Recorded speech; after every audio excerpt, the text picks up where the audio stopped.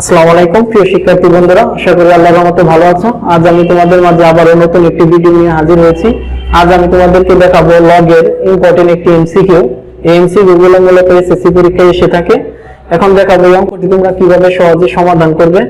এখানে আমাদের দেওয়া আছে কি log 5 ভিত্তিক x, log 5 ভিত্তিক কত দেওয়া আছে আমাদের x সমান 3, এটা আমাদের দেওয়া আছে। এখান থেকে আমাদের x এর মানটা নির্ণয় করতে হবে। সেক্ষেত্রে এখন আমরা একটা কাজ করব, এই x টা 5 টা এসে আমাদের এখানে 3 এর জায়গায় বসবে, আর এই 3 টা যা আছে এটা কি হয়ে যাবে আমাদের পাওয়ার হয়ে যাবে। মানে বিষয়টা হচ্ছে এরকম যে log এখানে যদি থাকে আমাদের x ভিত্তিক 2 সমান মনে করো যে 3, এরকম সাপোজ আছে, তাহলে আমাদের কি হবে এই 2 টা জেনে কি হবে আমাদের 3 এর জায়গায় বসবে, আর 3 টা কি হয়ে যাবে আমাদের পাওয়ার হয়ে যাবে।